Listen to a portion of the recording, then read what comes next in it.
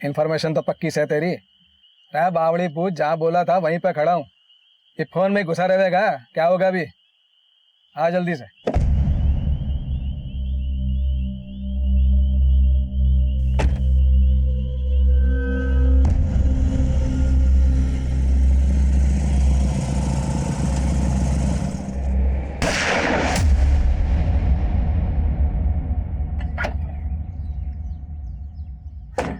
नमस्कार, आदाब। मैं inspector Adil Khan, crime petrol Dastak में आपका स्वागत करता हूं। हम अक्सर आपसे जुर्म के पीछे छुपी किसी दस्तक की बात करते हैं, लेकिन हमारे इस केस में जुर्म का शिकार खुद एक पुलिस वाला हुआ था और इस केस का पैमाना बहुत बड़ा था। या को ऐसे गायब करना है कि सबको लगे कि अपनी मर्जी से कहीं चली गई।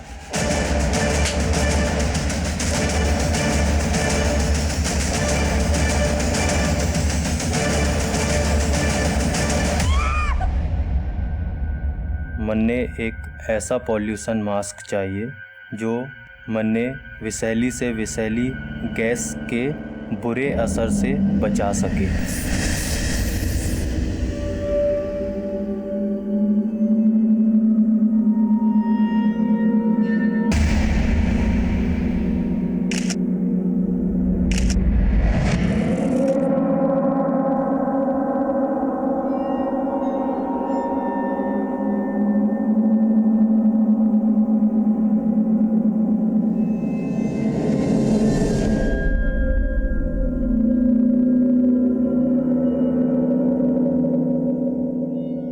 ना आज ना मिल पाऊं।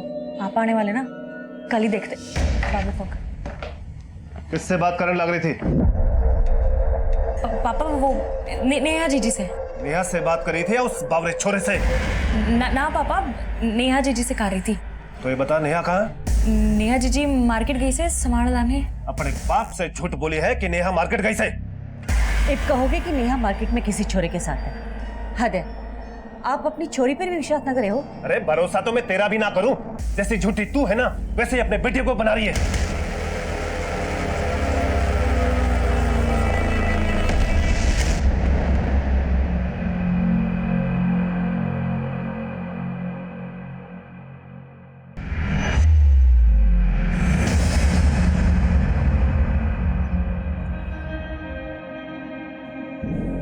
पीछे पीछे क्यों आ रहा है? जो दिल में है वो बोल दे। वो नहीं, मैं क्या लगा रखा है? दिखने में तो बड़ा बिंदास है, ऐसे में सिट्टी पिट्टी गुल। चल कोई ना, तू सोच ले तन्ने क्या बोलना है। मैं तब तक तन्ने तेरा ससुराल दिखा देती हूँ। मतलब मुझे तेरे घर लेके जा रही है? बावड़ा हो गया है कि पप्पा को प्यार मोहब्बत ना पसंद, कूट देंगे तुझे। कहाँ लेके जा रही है?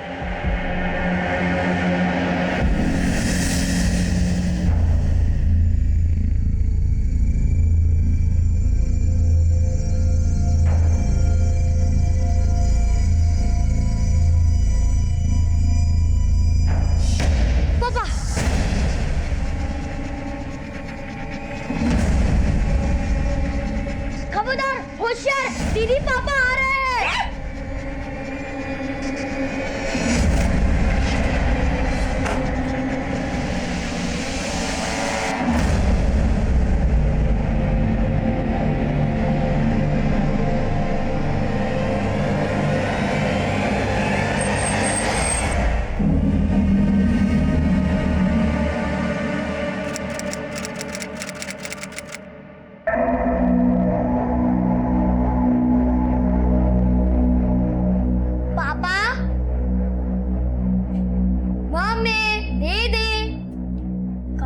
सब पापा, मम्मी, दीदी, दीदी, पापा, मम्मी, पापा, दीदी।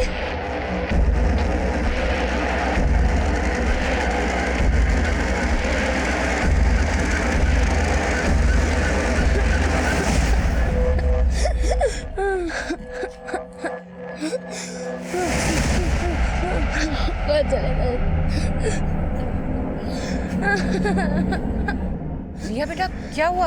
रो क्यों रही हो?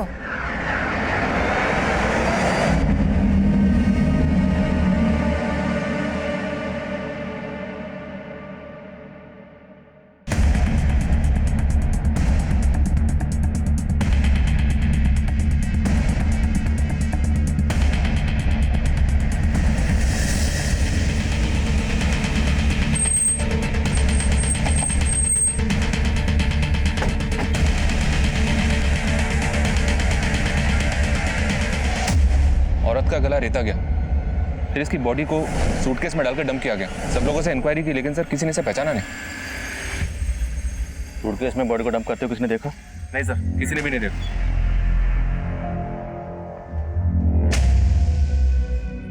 बोलो ना आंटी, मम्मी पापा और दीदी कब आएंगे? पुलिस पता कर रही है बेटा, बहुत जल्दी आ जाएंगे। लता 2 मिनट सुनो।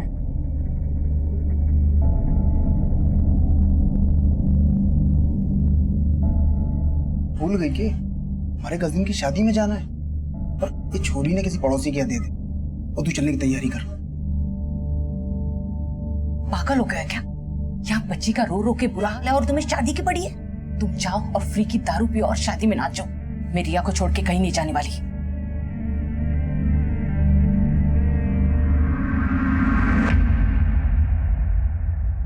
मैं कम सर।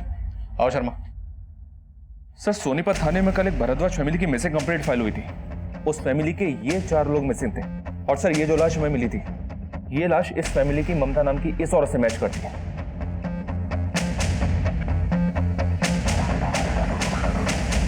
ममता, रमेश, नेहा और सारिका, भारद्वाज परिवार के 4 सदस्य रहस्यमय तरीके से एक साथ गायब हो गए थे। और ये रहस्य तब और भी गहरा हो गया जब हमें इन 4 में से सिर्फ ममता की लाश मिली।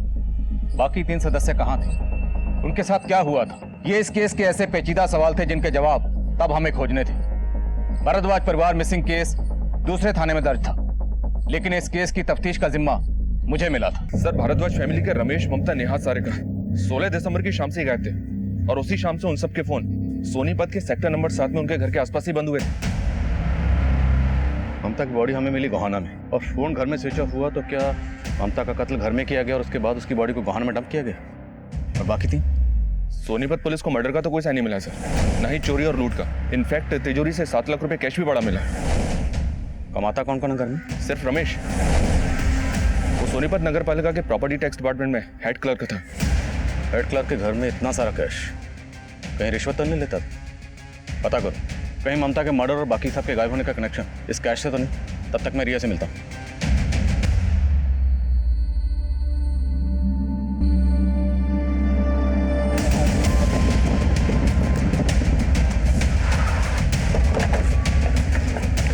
सर ये घर है।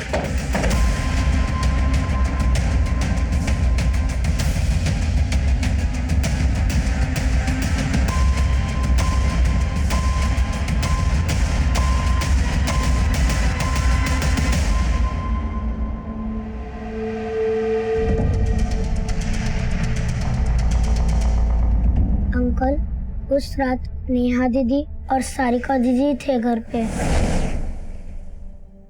दीदी, मुझे भी फेस पैक लगाना है। फेस पैक लगाएगी तो पापा के आने की खबर कौन देगा? और तू यहाँ खड़ी क्यों है? नीचे जाके देख, पापा आ गए तो हम दोनों बहने गए।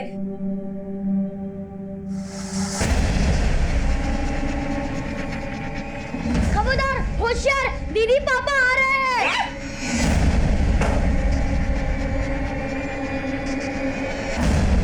पापा पानी। पापा चाय बना दूं? क्यों, तुम्हारी मम्मी तो नहीं होगी ना घर पे?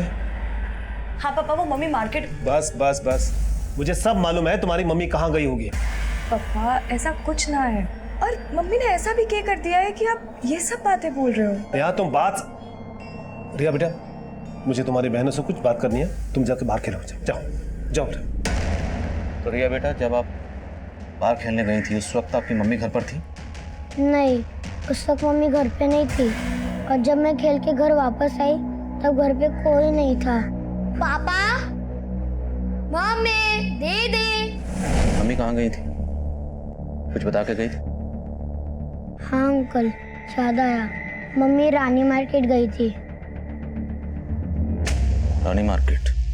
सर, रिया ने सोनीपत पुलिस को भी यही बताया था कि ममता रानी मार्केट गई हुई थी, लेकिन ममता का फोन इसी एरिया में बंद हुआ था। करना, ये एक सोची समझी साजिश लग रही है। रानीनगर मार्केट में पता करो, जिस रात को ये लोग गायब हुए उस तारीख की वहां की सीसीटीवी फुटेज निकलो। रिया की बातों से लग रहा है कि रमेश और ममता के बीच में सब कुछ सही नहीं है। बुलाओ पड़ोसियों। सर, छोटी मोटी बातें तो हर घर में होती रहती है, लेकिन हाँ, रमेश भाई का घर में काफी रौब था। घर के सारे लोग उनसे बहुत डरते थे। डरते थे? दरअसल रमेश नियम कायदे का पक्का आदमी था।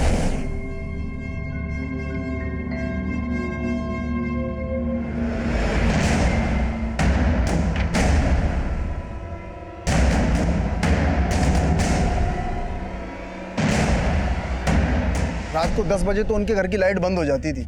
वो खुद भी अनुशासन में रहते थे और अपने बीवी और बच्चों को भी रखने की कोशिश करते थे। वैसे रमेश भाई बहुत ही अच्छे इंसान थे, लेकिन उनका स्वभाव थोड़ा शक्की था। किस पर शक करते थे? अंदर की बात तो नहीं मालूम, लेकिन कभी कभार उनके घर आती थी तो।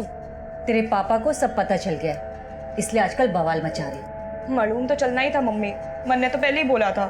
जीजी, आपको ज्यादा ना डरती पापा से? हमारी जिंदगी है और आपको ना लगता कि पापा को ज्यादा इंटरफेयर कर रहे? तेवर देखे पापा के, अब तो मम्मी पे भी शक करते हैं।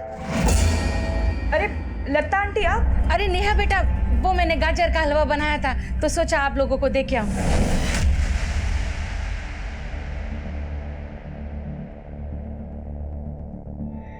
सर रमेश के ऑफिस में पता किया मैंने। फिलहाल तो यही पता चला है कि रमेश काफी ईमानदार था। वो किसी से रिश्वत ले इस बात पे कोई भरोसा नहीं कर रहा है।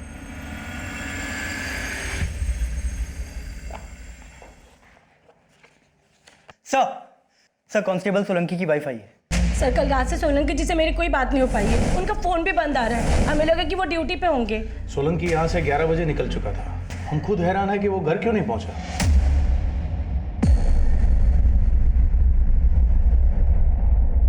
सर क्या? सर क्या हुआ है? उमा जी, भिवानी रोड पर हमें सोलंकी की लाश मिली। मैं कमिंग सर? सर, जिस रात भारद्वाज परिवार गायब हुआ था, उसी शाम रानी मार्केट के एक सीसीटीवी फुटेज में ममता एक लड़के के साथ कैप्चर हुई थी। सर उसकी फुटेज। सर इस लड़के का चेहरा साफ नहीं दिखाई दे रहा है, लेकिन इस सीसीटीवी फुटेज के आधे घंटे बाद पूरी भारद्वाज फैमिली का फोन बंद हो गया था। कौन है लड़का, कुछ पता चला? सर मैंने ममता के पड़ोसियों को इस लड़के की फोटो दिखाई, ना तो उन्होंने इसे पहचाना ना रिया ने। सर हमें पता चला था कि रमेश ममता के ऊपर शक करता था कि ऐसा तो नहीं कि ममता का इस लड़के के साथ अफेयर हो, इसीलिए वो इस लड़के से बाहर मिलती जुलती हो। और सर अगर ऐसा है तो रमेश का ममता को मारने का मोटिव स्ट्रॉन्ग बनता है। खन्ना, तुम कहना चाहते हो कि रमेश ने पहले खुद अपनी बीवी का कत्ल किया और फिर अपनी दोनों बेटियों को लेकर गायब हो गए, तो उसकी सबसे छोटी बेटी रिया उसे घर में क्यों छोड़ कर जाएगा? और घर में 7 लाख कैश पड़ा हुआ है। कहानी कुछ और है। ममता के कॉल रिकॉर्ड्स देखो, हो सकता है ममता के कॉल रिकॉर्ड्स में इस लड़के के बारे में कुछ पता चले।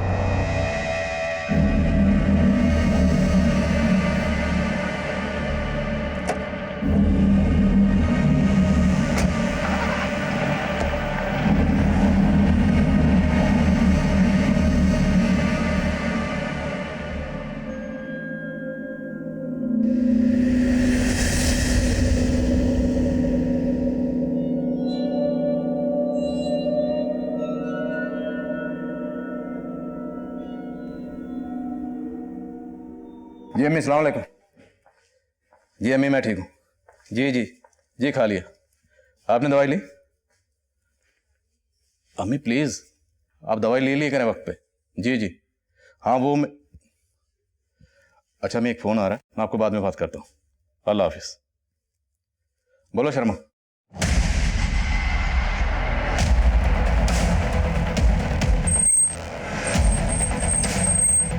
जी सर, इस तरफ।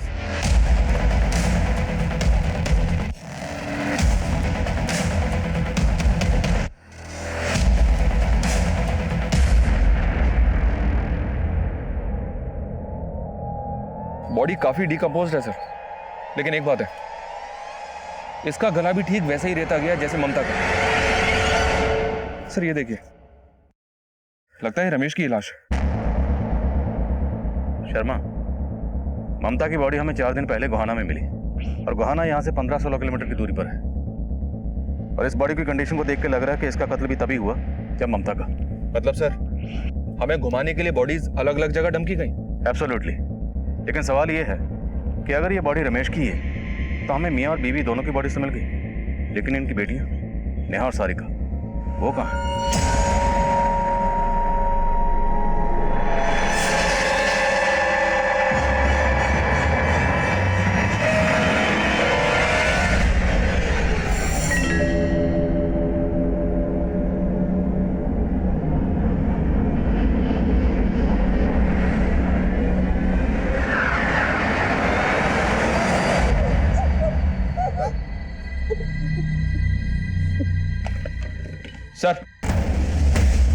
सर, ममता की पोस्टमार्टम रिपोर्ट के मुताबिक ममता को बेहोश किया गया मर्डर करने से पहले, और उसे बेहोश करने के लिए मार्फिन गैस का इस्तेमाल हुआ। मार्फिन गैस कौन इस्तेमाल करता है? और हमें बॉडीज मिली सूटकेसेस में। सर, पहले ममता को घर में बेहोश किया गया, उसके बाद मारा गया, तो जाहिर सी बात है रमेश को भी इसी तरह मारा गया होगा। लेकिन शर्मा, घर में तो मर्डर के कोई साइन नहीं मिले। हालांकि ममता को रानी मार्केट में देखा गया, लेकिन ममता का फोन भी घर के आसपास ही स्विच ऑफ हुआ। तो क्या रिया के अलावा बाकी सब घर वालों को पहले बेहोश किया गया, फिर कहीं ले जाया गया? ममता और रमेश की हमें बॉडीज मिली 2 सूटकेसेस में, तो क्या किसी ने 5 सूटकेसेस खरीदे? 2 सूटकेसेस में रमेश और ममता की बॉडी को डंप किया, और बाकी 2 में नेहा और सारिका को। पता करो, क्या किसी दुकान से इस तरह के सूटकेसेस खरीदे गए, वो भी एक साथ? सर, हम तब ये मान रहे थे कि नेहा समेत सभी घर वाले किलर के टारगेट पे होंगे, लेकिन सिर्फ रमेश और ममता की लाश मिली थी। और रमेश के पोस्टमार्टम के बाद हमारा ये अंदाजा सही निकला कि रमेश को भी ममता की तरह बेहोश करके मारा गया होगा। लेकिन नेहा और उनके घर में मिला वो 7 लाख कैश उस परिवार के पास कहां से आया था? और ममता रानी मार्केट में किस लड़के के साथ थी? सर, ममता के साथ ये जो लड़का देखा गया था, इसके बारे में तो कुछ पता नहीं चल पाया है, लेकिन रमेश के घर के पास एक पान वाला है, उससे कुछ काम की इंफॉर्मेशन मिली है। सर, उस पान वाले ने बताया कि उसकी दुकान के पास अक्सर 2 लड़के नेहा और सारिका को ताड़ा करते थे।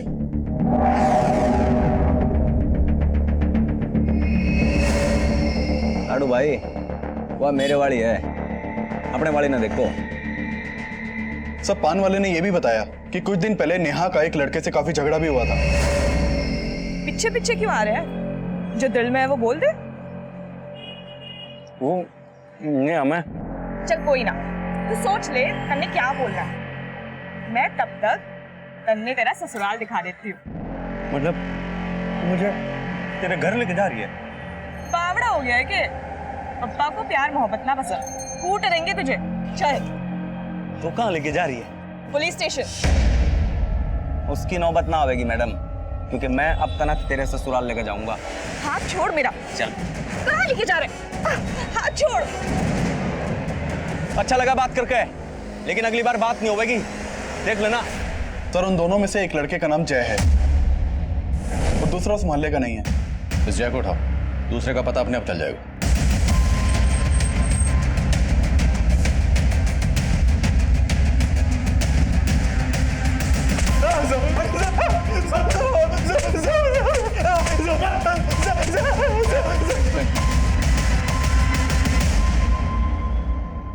बोला। सब मैंने कुछ नहीं पता साहब, उसने तो खुद मुझसे मेरी फीलिंग पूछी थी, मैंने कोई जबरदस्ती ना की साहब। हम तेरी फीलिंग ना पूछ रहे, ये बोल दोनों लड़कियों को गायब क्यों किया और उनके माँ बाप को क्यों मारा? मैंने कुछ नहीं किया साहब, वो शायद रोहित ने किया हो। अच्छा, मैं सच कह रहा हूँ साहब, वो तो मेरे से भी बड़ा आशिक है। मैं तो सिर्फ नेहा के पीछे था, लेकिन वो तो दोनों के पीछे था साहब। उनको हासिल करने के लिए डिटेक्टिव जुगाड़ भी कर रहा था साहब। लड़की को वशीभूत करने के टोटके, ये किताब है ना, मैं नेपाल से लेके आया हूँ। ऐसे ऐसे टोटके लिखे हैं ना इसमें, एक बार कर दिए ना तो लड़की ना खुद ब खुद जाल में फंस जाती है। मैंने भी कोई टोटका बता देना नेहा के लिए। अब बावड़ा हो गया कि तेरे को क्या लग रहा है तेरे को मैं अपना साड़ू बनाऊंगा? बेटा, इस किताब के टोटके से ना पहले मैं सारिका को अपनी घरवाड़ी बनाऊंगा और नेहा को अपनी साड़ी। तो साड़ी होती है आधी घरवाड़ी। उसने टोटके करने भी शुरू कर दिए थे साहब। कैसे टोटके? साहब, वो सटकी सारिका के फोटो के आगे बैठ कर पान चबाता रहता था। मैं भी हैरान था साहब कि ये कैसा टोटका है, लेकिन साहब पता चला कि साड़ी घरवाली तो क्या, उसने तो सास ससुर को भी गायब कर दिया और मैंने कुछ नहीं पता साहब।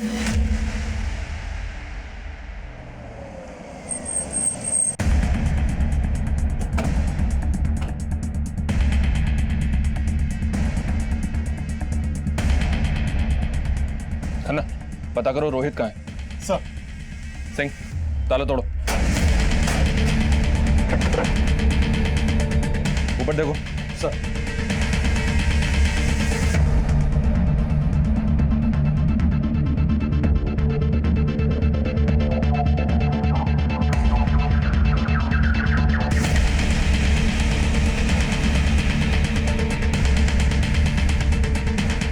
लड़की को वशीभूत करने के टोटके?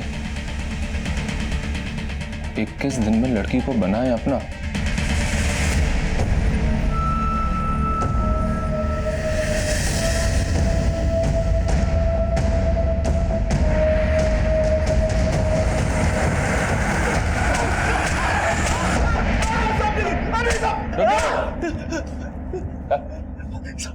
चल अभी सच सच बोल। बोल, सब सच बोल रहा हूँ साहब। न मैंने किसी को अगवा किया साहब, न मैंने किसी को जान से मारा है साहब। आप लोगों को गलतफहमी होगी है।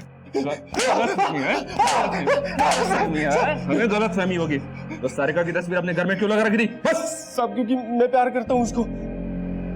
ओ आशिक नंबर 1, तेरा वो जो साड़ू है ना जय, उसने सब उगल दिया।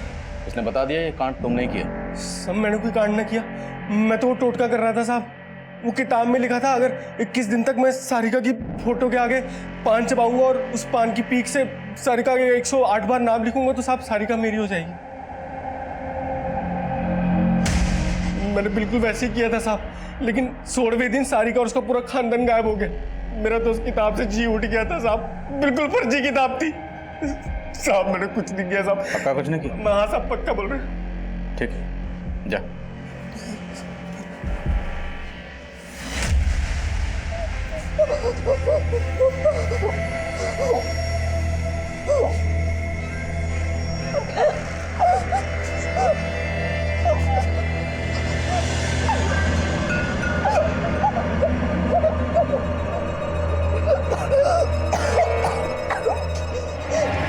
क्यों लाए हो मन्ने यहाँ?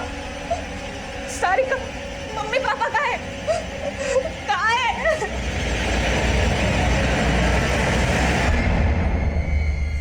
मन्ने ना खाना कुछ।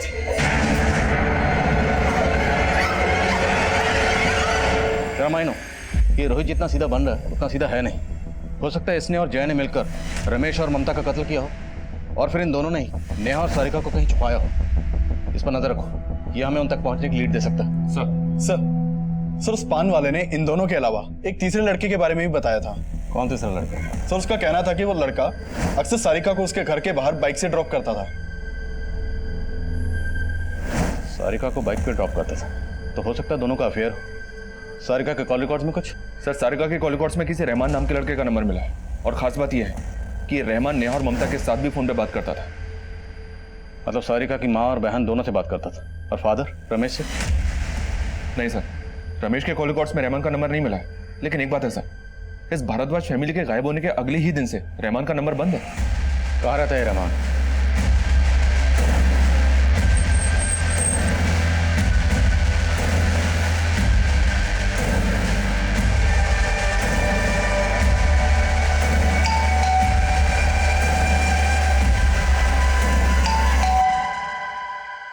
जी रहमान यहीं रहता? मेरा बेटा है वो। क्या हुआ? कहाँ वो अपने दोस्तों के साथ उत्तराखंड गया है ट्रैकिंग के लिए। तो उसने अपना फोन क्यों बंद कर रखा है? फोन बंद नहीं रखा है साहब, वहाँ रेंज नहीं आती होगी। झूठ मत बोलिए, आप अच्छी तरह से जानती है वो कहाँ छुपा वो? बोला ना साहब, उत्तराखंड गया है। और आप ऐसा किससे बात कर रहे हैं? क्योंकि आपके बेटे रहमान ने सारिका और उसकी पूरी भारद्वाज फैमिली को गायब कर दिया। आप खुद गायब। कहाँ है वो? कौन सारिका, कौन भारद्वाज? मेरे बेटे ने कुछ नहीं किया है साहब, आपको कुछ गलतफहमी हुई है।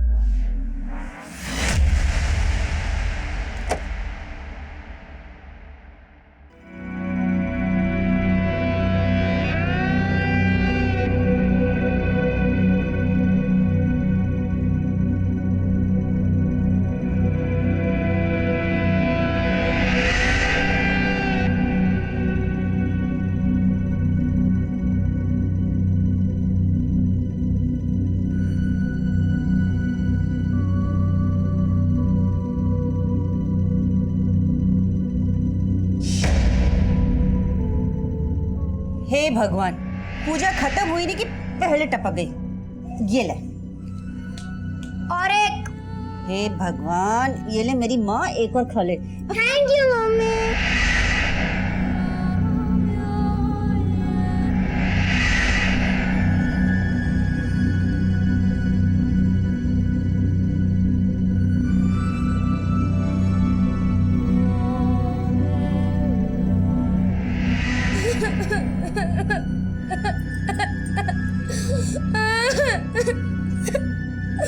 घना बुरा हुआ ना छोरी के साथ।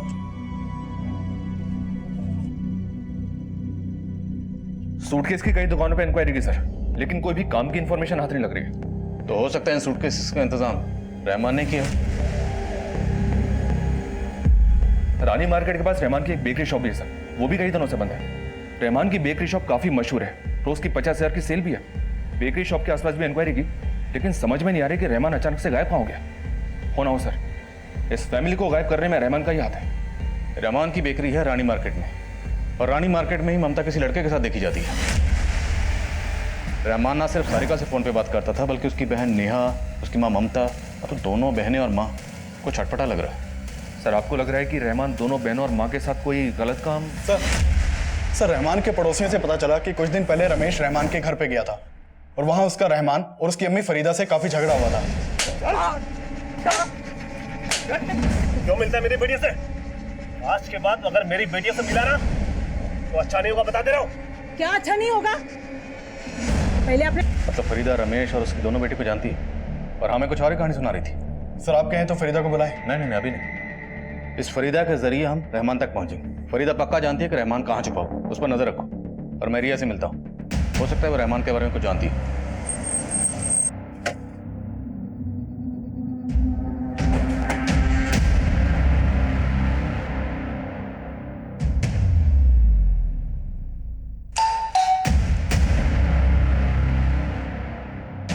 रिया से बात हो सकती है? बैठो। कैसी हो? एक बात पूछूं आपसे, रहमान को जानती हो? घर में किसी से नाम सुना हो, मम्मी से या दीदी से? जी गोल्ड चेन रहमान ने गिफ्ट की है, अच्छी है ना? जी मुझे भी दिखाओ ना। जी मुझे भी दिखाओ ना रिया रुक। सारिका तुझे रहमान से चेन ना लेनी थी, तुझे मालूम है ना पप्पा। जी पप्पा की पुरानी सोच के लिए मैं रहमान को ना छोड़ सकूं, और मम्मी को कोई प्रॉब्लम ना है, करने की प्रॉब्लम है। मन में कोई प्रॉब्लम ना है, प्रॉब्लम पप्पा को है, और उनकी जैसे भी सोचो, हम उनके खिलाफ तो ना जा सके। नेहा बेटा बात तो तू ठीक कर रही से, पर इसका हल ना बहस करके नहीं, प्यार से निकालना होगा। फिर मम्मी ने सब ठीक कर दिया था। क्या ठीक करने की बात कर रही थी आपकी मम्मी? मालूम नहीं। ये देखो, ये रहमान जब आपके पापा घर पर नहीं होते थे, ये कभी आपके घर पर आए थे? मालूम नहीं। आप जानते हैं इस लड़के को? इस लड़के को तो कभी नहीं देखा, लेकिन हाँ काफी टाइम पहले तक कोई दूसरा लड़का आता था। सर वो लड़का कभी घर के अंदर नहीं जाता था, वो सारिका से बाहर ही बात कर कर चला जाता था। क्या इनमें से है वो लड़का? इनमें से तो कोई भी नहीं है। आपको उस लड़के का हुलिया तो याद होगा, उसका स्केच बनवा सकती हैं? कोशिश कर सकते हो। पूजा, इन्हें स्केच आर्टिस्ट के साथ बिठाओ।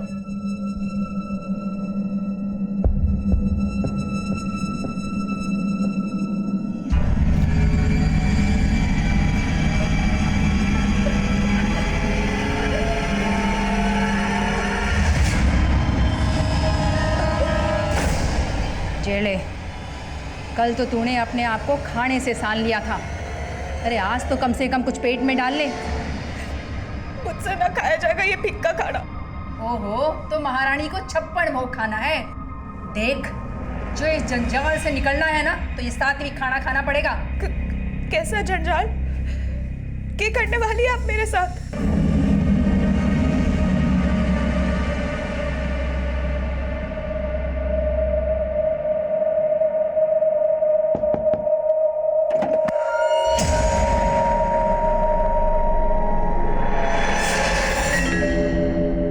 एक साल पहले ही रोहतक से यहाँ शिफ्ट हुए, लेकिन हाँ 3 महीने पहले ही उन्होंने नेहा का रिश्ता तय किया था।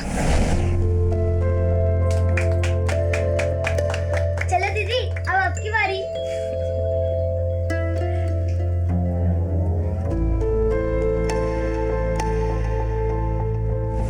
किस लड़के के साथ रिश्ता तय किया? रमेश भाई का जूनियर है, उनके ऑफिस में काम करता है, शायद शेखर वशिष्ठ नाम है उसका। एक्चुअली सर रमेश सर मैंने काफ़ी पसंद करते थे। एक दिन उन्होंने मारे से बोला कि वो हमारे पेरेंट्स से मिलना चाह रहे थे। फिर जब वो हमारे पेरेंट्स से मिले तब मैंने पता चला कि वो नेहा की शादी मेरे से करना चाहते थे सर। इसी सिलसिले में उन्होंने हमें अपने घर पे भी इनवाइट किया था। पर हमें तो पता चला कि तुम्हारा और नेहा का रोका भी हो गया था। हाँ सर, लेकिन फिर बाद में हमें पता चला कि मारी और नेहा की कुंडली नहीं मिल रही सर, इसलिए बात आगे नहीं बढ़ी। ठीक है, थैंक यू। Ji sir. बिना कुंडली मिला ही बात रोके तक भी पहुंच गई। शर्मा जी, इस लड़के की उसके घर वालों की कुंडली निकाली। तो एक पान लगे। अरे तूने चुगली की मेरी पुलिस से? उसने मरने पैसे देते तेरे को मेरे खिलाफ बोलने के? ओए, मैं किसे रहमान कर रहा है मुकरम पे नहीं पड़ता। तू पहले अपने खड्डे भर, मेरे बाद में खोदिए। चल। सर मैंने शेखर और उसके घर वालों के बारे में काफी कुछ पता किया। सब लोग काफी लालची लोग हैं। और सर ये शेखर के पड़ोसियों ने बताया कि शेखर और नेहा की शादी के लिए शेखर के घर वालों ने 10 लाख रुपए दहेज की डिमांड की थी, लेकिन रमेश दहेज के शक के खिलाफ था और इसी वजह से ये रिश्ता टूटा था। तो तेरी कुंडली नेहा से नहीं मिली, कोई बात नहीं, पर तेरी कुंडली हमारे सिंह साहब से जरूर मिलेगी, वो भी इनके डंडे से। 36 के 36 गुण मिलेंगे। सिंह सर, मिला दे कुंडली। Sir sir sir sir sir मैं मानता हूँ कि मैंने आपको झूठ बोला था, लेकिन मैंने कोई क्राइम नहीं किया सर। ये तू डिसाइड नहीं करेगा। तू ये बता कि नेहा के साथ तेरा रिश्ता क्यों टूटा? सर हमारा रिश्ता दहेज की वजह से तो नेहा से टूटा ही ना था, बल्कि खुद नेहा की वजह से टूटा था। शेखर जी, इस रिश्ते के लिए हाँ करने से पहले मैं आपको कुछ बता देना चाहती हूँ। जी बोलिए ना। मेरा एक पास्ट है। सर नेहा ने मन ने बताया कि जब वो रोहतक में थी तो उसका एक छोरे के साथ अफेयर था। कौन था वो? सर मन ने ये तो ना पता, लेकिन वो सर उसका कलीग था। और सर उन दोनों में कुछ बहुत बड़ा हुआ था जो उनका ब्रेकअप हो गया, लेकिन नेहा ने मन ने इसके बारे में कुछ ना बताया। नेहा जी बोलिए ना, अब दोनों का ब्रेकअप क्यों हुआ था? जाने दीजिए ना, क्या फर्क पड़ता है। दूर होने के तो बड़े सारे वजह थे, पर अब मैं जिंदगी में आगे बढ़ना चाहती हूँ। कि मैं ये जान सकूं आपका उस लड़के के साथ रिश्ता कहाँ तक पहुंचा था? मतलब मेरा मतलब वो फिजिकल। सर मैं मानता हूं कि उसने मुझे सब सच सच बता दिया था, लेकिन मैं इस रिश्ते से कंफर्टेबल नहीं था, इसलिए मैंने ना बोल दिया। एक्सक्यूज मी सर, ये उस लड़के का स्केच है जिसके बारे में लता ने हमें बताया। शर्मा, पता करो ये लड़का कौन है और इसका सारिका और इसकी फैमिली से क्या कनेक्शन है। सर भारद्वाज फैमिली की बेटियों से जुड़े कई लड़के एक के बाद एक सामने आ रहे हैं। मुझे तो ये प्रेम प्रसंग का ही चक्कर नजर आ रहा है। अभी तक उस लड़के की पहचान भी नहीं हुई है जो ममता के साथ रानी मार्केट में देखा गया। और अब ये स्केच, पता करो ये कौन है और उस लड़के के बारे में पता करो जिसके बारे में हमें शेखर ने बताया, जो रोहतक में नेहा का क्लिक था। हो सकता है वहां भी कोई पुरानी दुश्मनी या धोखे की कहानी सामने है। सर। हाँ सर, नेहा जब यहाँ पे जॉब कर रही थी तो हमारे कलीग कुणाल के साथ उसका अफेयर था। तो कुणाल कहाँ है अब? सर एक्चुअली कुणाल को तो काफी टाइम पहले जेल हो गई थी। जेल? किस जुर्म में? कुणाल नेहा से प्यार तो बहुत करता था, पर नेहा को लेके कुछ ज्यादा ही पॉसेसिव था। चलो नेहा। अब आज मैं पूजा के साथ जा रही हूँ। हाँ तो ठीक है, मैं तुम दोनों को ड्रॉप कर देता हूँ। जरूरत ना है, हम चले जाएंगे। बाय। सर वो इतना ज्यादा शकी था, जब नेहा मेरे साथ भी होती थी ना तभी उसे फॉलो करता था। नेहा, हाँ तू कल पूजा के घर गई थी ना? हाँ। लेकिन तुम दोनों तो घर गए नहीं थे, ऑफिस के बाद मूवी गए थे। हाँ पर तुम इतने सवाल जवाब। क्योंकि हमारी शादी होने वाली है और मुझे पता होना चाहिए कि मेरी होने वाली बीवी कहाँ है और क्या कर रही है। नेहा को एहसास होने लगा कि वो कुणाल के साथ एडजस्ट नहीं कर सकती है, इसीलिए उसने कुणाल के साथ ब्रेकअप कर लिया, तो वो और दुगना उसे परेशान करने लगा।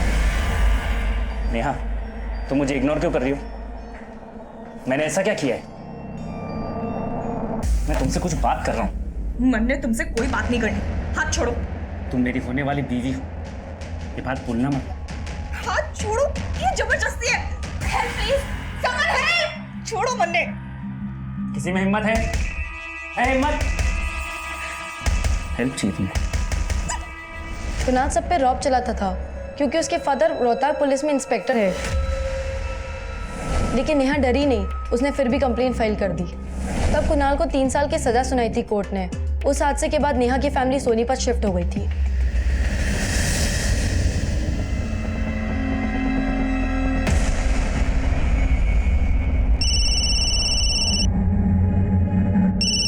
हेलो सज्जन सिंह जी, मैं इंस्पेक्टर आदिल खान बोल रहा हूँ, कोहाना पुलिस स्टेशन से। कोहाना पुलिस स्टेशन? आपसे मिलना है सिंह साहब। कहिए खान साहब, क्यों मिलना चाहते थे आप मुझसे? सिंह साहब, नेहा भारद्वाज को तो आप जानते ही होंगे। 16 दिसंबर से नेहा भारद्वाज और उसकी फैमिली गायब है और उसके माँ बाप की लाशें भी मिली। सीधा मुद्दे पे आइए खान साहब, आप कहना क्या चाहते हैं? अब आप खुद पुलिस वाले हैं, मुद्दा तो समझ ही गए होंगे। दरअसल हम उन लोगों से मिलने हैं जिनका नेहा और उसकी फैमिली को गायब करने या कत्ल करने के पीछे कोई मोटिव रहा। खान साहब, आप ये कहना चाहते हैं कि नेहा और उसके परिवार को मारने और गायब करने के पीछे मेरे पास भी कोई मोटिव है, क्योंकि नेहा और उसके बाप ने मेरे बेटे कुणाल को जेल भिजवा दिया था? ऐसा नहीं है क्या? गलत इंसान पर उंगली उठा रहे हैं खान साहब आप। एक बात जरूर साफ करना चाहूँगा, मेरे बेटे कुणाल से गलती हुई थी, लेकिन वो गलती बातचीत से सुलझाई जा सकती थी। कुणाल को ऐसा करने का कोई मौका नहीं दिया गया। पापा, मुझे यहाँ से बाहर निकालिए। मैंने यहाँ से माफी मांगने के लिए तैयार हूँ, आप उसे समझाइए ना प्लीज, मुझे यहाँ से निकालिए। इसे कमजोर मत बन बेटा, मैं हूं ना। मैंने यहाँ से एक बार फिर से बात करूंगा। मैंने अपने बेटे को भरोसा तो दिया, लेकिन मेरे हाथ बंधे हुए थे। खैर, जो हुआ सो हुआ। अब कुणाल वापस तो नहीं आ सकता। क्यों? उसकी जमानत नहीं हो रही? लगता है आप पूरा होमवर्क करके नहीं आए खान साहब। 1 महीना पहले मेरे बेटे कुणाल ने जेल में सुसाइड कर लिया था।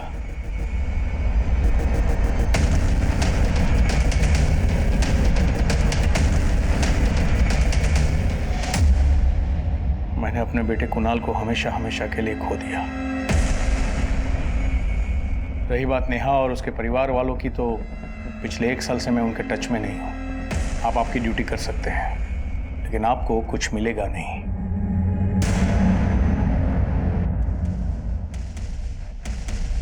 शर्मा हमारा सस्पेक्ट एक पुलिस वाला है, वो भी सज्जन सिंह जैसा सीनियर पुलिस ऑफिसर। सर, हो सकता है ये सज्जन सिंह वाकई में चोट खाया बापू।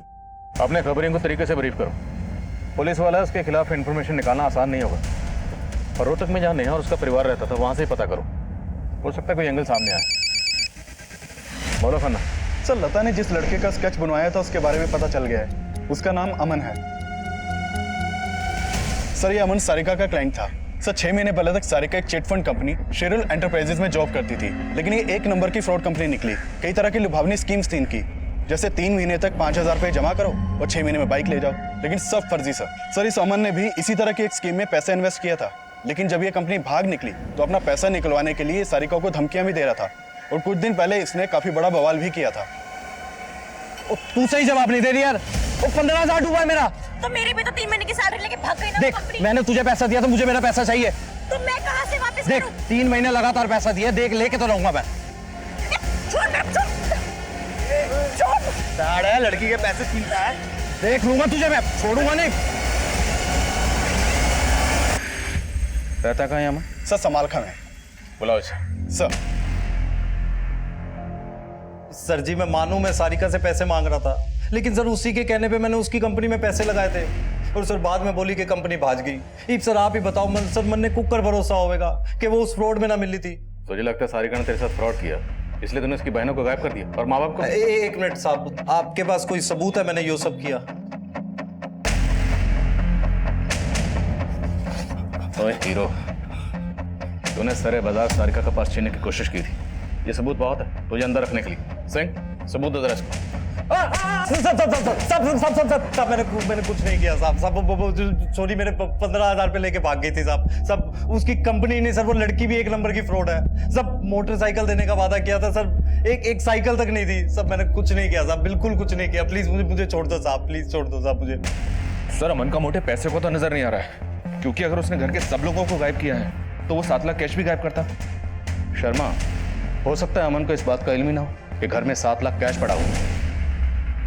सारिका फ्रॉड कंपनी में काम करती थी जिसमें अमन का पैसा डूबा, तो जाहिर सी बात है जिस तरह अमन का पैसा डूबा, कई और लोगों का पैसा भी डूबा होगा, और उन लोगों के लिए बदला लेने का ये स्ट्रॉन्ग मोटिव। करना सर, रहमान की क्या खबर है? सर, हम लोग रहमान की माँ फरीदा पे नजर बनाए हुए हैं, हमने नोटिस किया कि वो अक्सर पड़ोसियों के घर में जाती है और काफी देर बाद वहां से वापस आती है। फरीदा जिन पड़ोसियों के घर पे जाती है उनके फोन नंबर भी सर्विलेंस पे डालो। हो सकता है फरीदा इन पड़ोसियों के नंबर से अपने बेटे रहमान को कॉल करती है। सर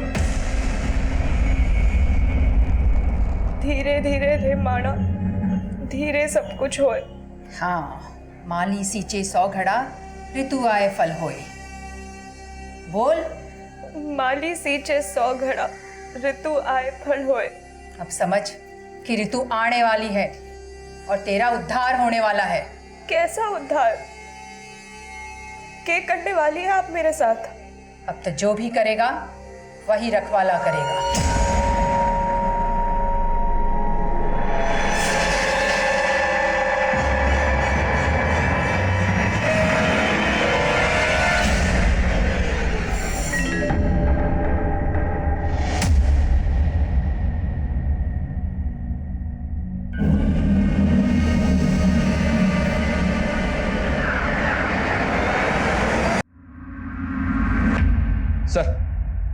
सर सारिका जिस चिटफंड कंपनी में काम करती थी उसके बारे में तो कोई इन्फॉर्मेशन नहीं मिली, लेकिन उसके एक दोस्त के बारे में पता चला है। कौन दोस्त? दिव्या नाम है उसका। सोनीपत में एक किराए के घर में रह रही थी और सारिका के घर भी आना जाना था उसका। लेकिन सर भारद्वाज फैमिली के गायब होने के 15 दिन पहले से ही ये दिव्या खुद भी गायब है और इसका फोन भी बंद आ रहा है। उसके मकान मालिक से बात की मैंने, उसने कहा कि दिव्या ने काफी टाइम पहले घर छोड़ दिया था। सर दिव्या जर्नलिस्ट थी और उसने काफी टाइम पहले काम भी छोड़ दिया था। शर्मा, अभी हमें नेहा और सारिका की कोई लीड नहीं मिली और अब पता चल रहा है कि ये उनकी दोस्त दिव्या ये उनसे भी 15 दिन पहले से गायब है। मामला पेचीदा है। दिव्या के कॉल रिकॉर्ड्स निकलवाओ और मैं सारिका की छोटी बहन रिया से मिलता हूँ। हो सकता है वो दिव्या के बारे में कुछ बता पाए। हाँ अंकल, मैं दिव्या दीदी को जानती हूँ।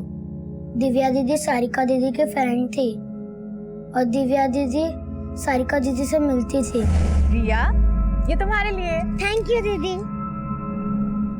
सारिका, तू कोई नई जॉब क्यों नहीं कर लेती? मैं तेरी हेल्प कर सकती हूँ और नेहा जीजी की भी। ना दिव्या, जब से वो कंपनी फ्रॉड हुआ है ना, तब से पापा ने ना साफ साफ बोल दिया है, ना नेहा जीजी जॉब करेगी और ना मैं। रिया बेटा, आपको पता है कि दिव्या दीदी अभी कहाँ है? नहीं अंकल।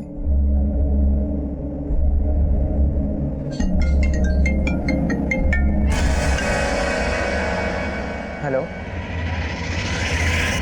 सर, आपका अंदाजा सही निकला। फरीदा अपने पड़ोसियों के फोन से रहमान के नंबर पे ही कॉल करती थी और थोड़ी देर पहले भी उसने रहमान के नंबर पे फोन किया था। उस वक्त उसका फोन करनाल में एक्टिव था। रहमान का नंबर ट्रैक करते रहो और फरीदा को भनक मत लगने देना कि हमें रहमान का पता चल गया, और फरीदा पे नजर बनाए रखो। सर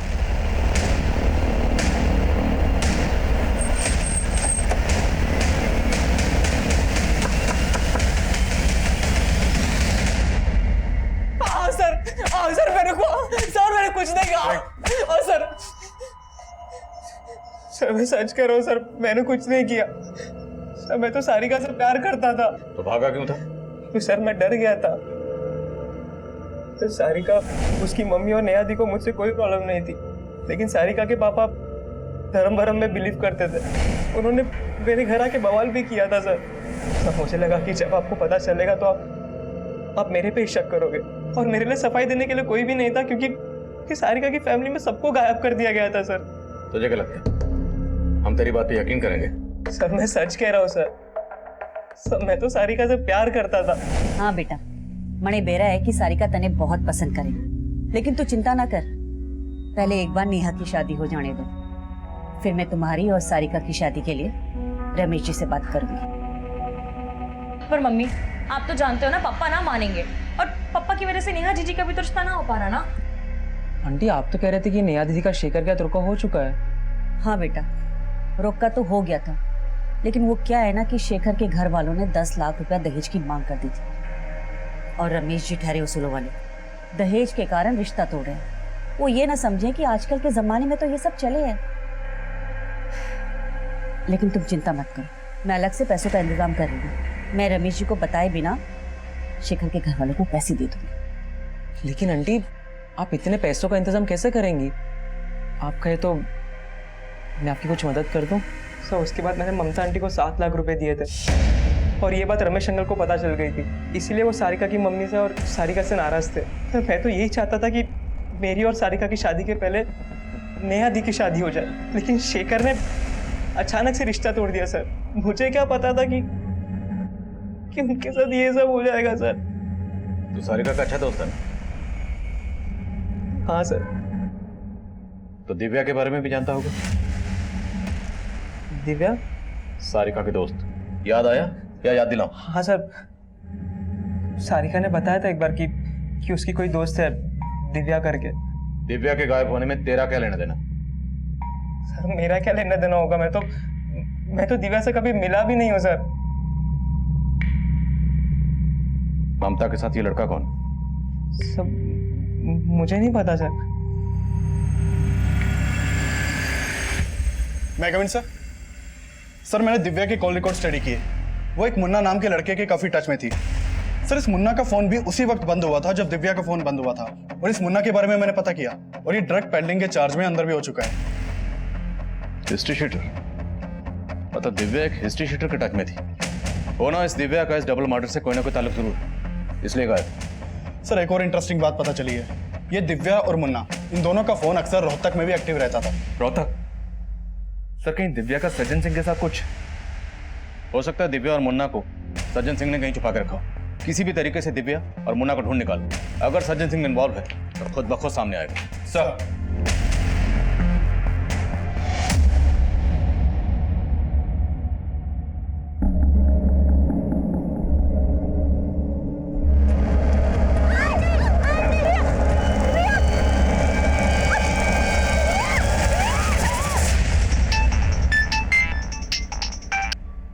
हेलो, वो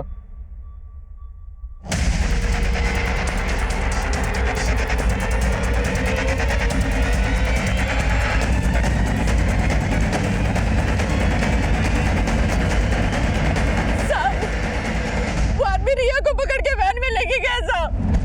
मैं यहाँ से ही रिया को लेकर आ रही थी और उसने यहाँ पीछे से मुझे धक्का मारा, मैं यहाँ गिरी।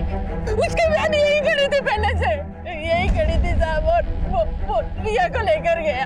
आपने वैन का नंबर नोट किया? नहीं, वैन का नंबर तो नहीं देखा, लेकिन उसके वैन के पीछे एल लिखा था।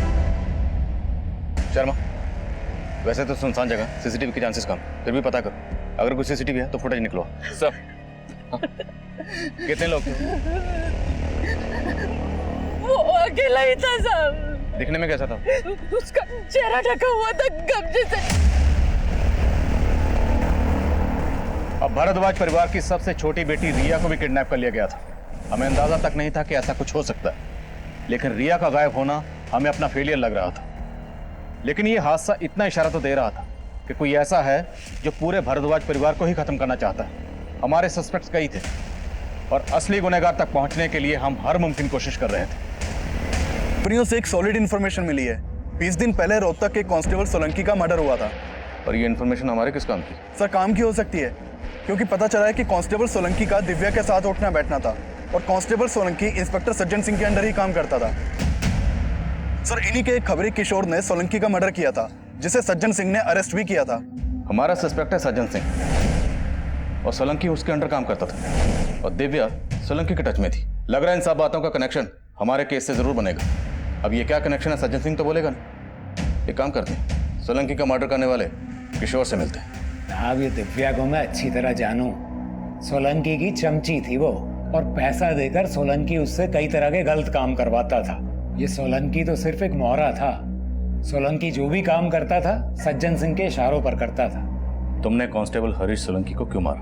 मैं तो साहब उनके लिए मुखबिरी करता था, लेकिन वो मेरा ही मजाक उड़ाने लगे, मेरी इज्जत उछालने लगे। फिर क्या था, एक दिन शराब पी के मुझ पर हाथ उठा दिया, मेरा माथा ठनक गया, मैंने ठोक दिया। देख किशोर, तेरी सजा तो कम नहीं हो सकती, लेकिन सोलंकी के मर्डर का तेरी आत्मा पर, तेरे दिल पर जो बोझ है वो जरूर कम हो सकता है अगर तू हमारी मदद करे। बोल, ये दिव्या और मुन्ना कहाँ मिलेगा? साहब पूरे यकीन के साथ तो नहीं कह सकता, पर करनाल में एक ठिकाना है, वहां आपको ये दोनों मिल सकते हैं।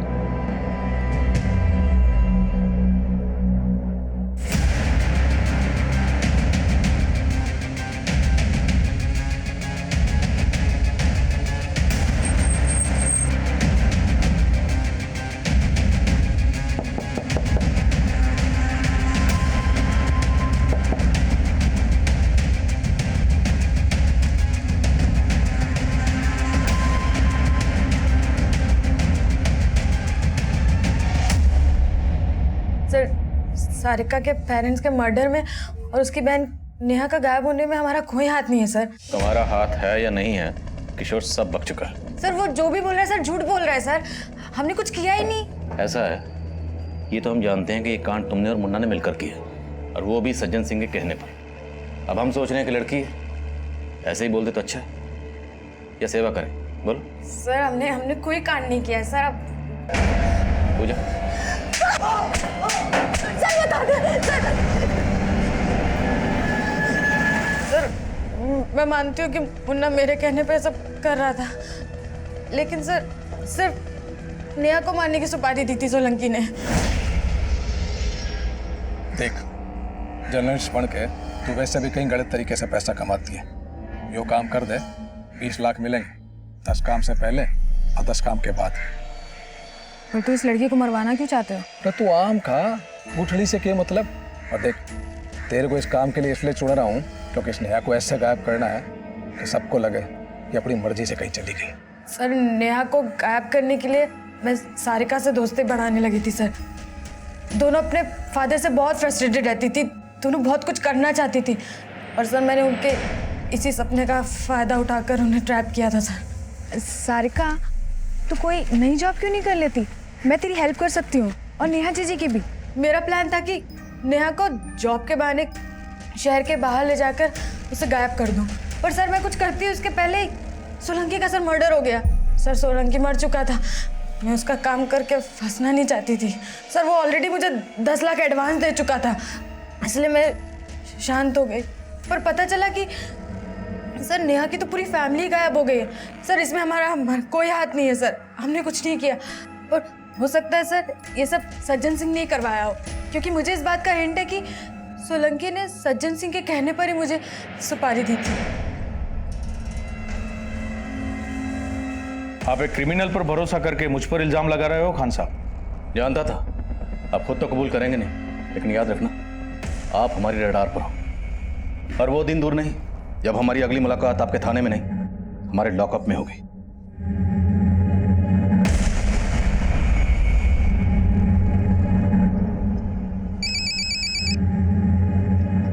बोलो खन्ना। सर जिस वैन से रिया को किडनैप किया गया था उसके बारे में एक इन्फॉर्मेशन मिली है।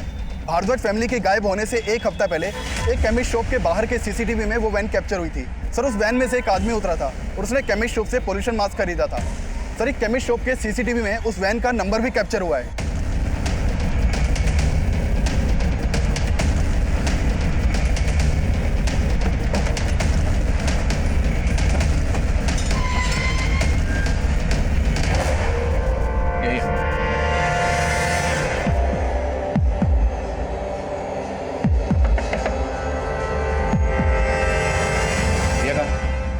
रिया कहाँ है?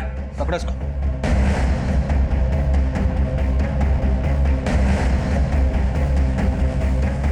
अंदर नहीं है सर। सर बाहर भी कोई नहीं मिला। ओए, रिया कहाँ? बोल रिया कहाँ? बोल नहीं सकता, लेके बताएगा। चल।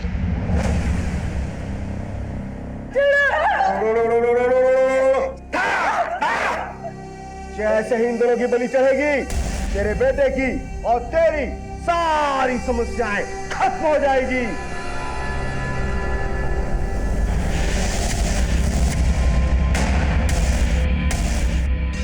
मैं बोल नहीं सकता, मेरा मौन व्रत है। मैं बोला तो मर जाऊंगा। बेटा तू नहीं बोलेगा ना, तब भी मरेगा। बोल बोल बोल, रिया कहाँ है? बोल, नेहा और सारिका के साथ क्या किया? बोल।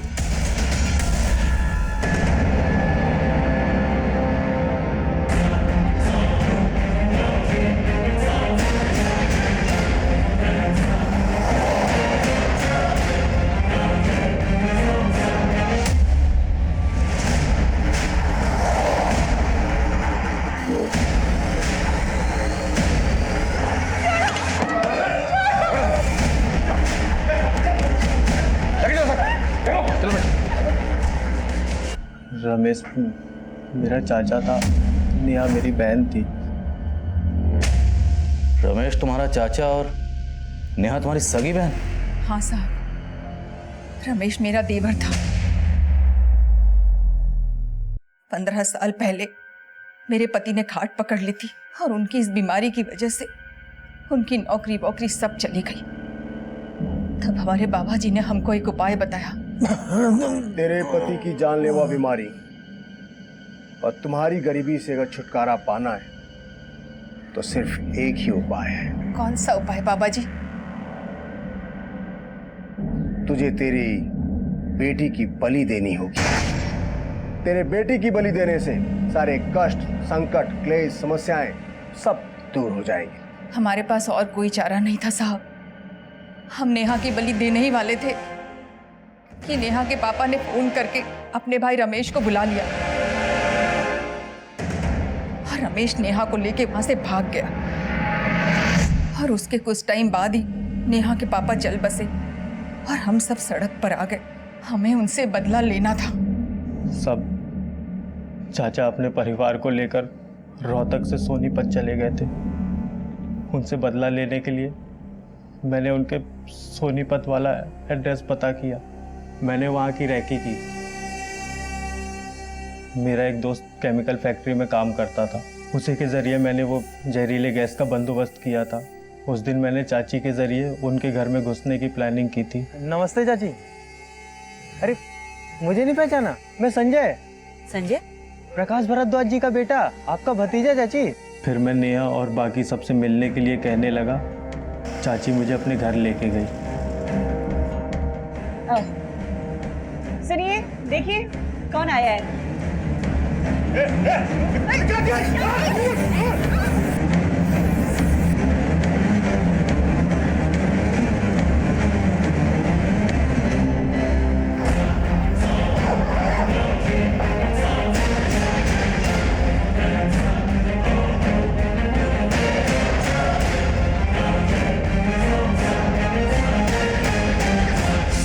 मैंने सबको मार दिया लेकिन अपनी बहन नेहा को नहीं। बाबा जी ने कहा था अमावस्या के दिन नेहा की बलि देने के लिए, ताकि हमारी सारी पनौती खत्म हो जाए साहब। और साथ ही साथ रिया को खत्म करके हम रमेश के पूरे खानदान को खत्म करने का प्रण पूरा करना चाहते थे साहब। सब विधि के लिए मैंने 7 दिनों का मौन व्रत रखा था और आप आके आपने फिर से पनौती लगा दी साहब।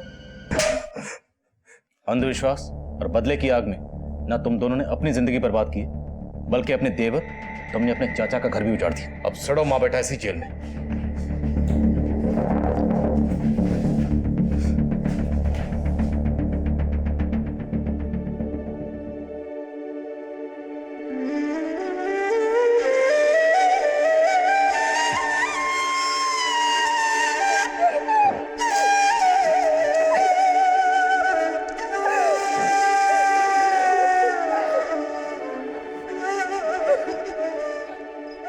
नेहा और रिया को हमने सही सलामत बचा लिया, लेकिन संजय और उसकी मां के अंधविश्वास के चलते 15 साल पहले भी नेहा की जान को खतरे में डाला गया था और रमेश ने उसको नई जिंदगी दी।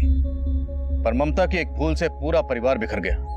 ममता यह जानती थी कि जिस संजय को वो अपने घर लेकर जा रही थी, उस संजय का परिवार रमेश से कितनी नफरत करता था। लेकिन ममता ने उनकी मंशा को भांपे बिना जुर्म की इस दस्तक को नजरअंदाज किया और नेहा और रिया फिर से अनाथ हो गए। वहीं तहकीकात के दौरान यह भी सामने आया कि कांस्टेबल हरीश सोलंकी ने सज्जन सिंह के कहने पर ही मुन्ना को नेहा की सुपारी दी थी, पर इसका कोई भी पुख्ता सबूत नहीं मिला जिससे सज्जन सिंह के खिलाफ कोई एक्शन लिया जा सके। अब मैं आदिल खान आपसे इजाजत लेता हूं। आपसे फिर मुलाकात होगी एक और नए केस के साथ। तब तक देखते रहिए क्राइम पेट्रोल दस्तक। मकसद बताना नहीं, बचाना है।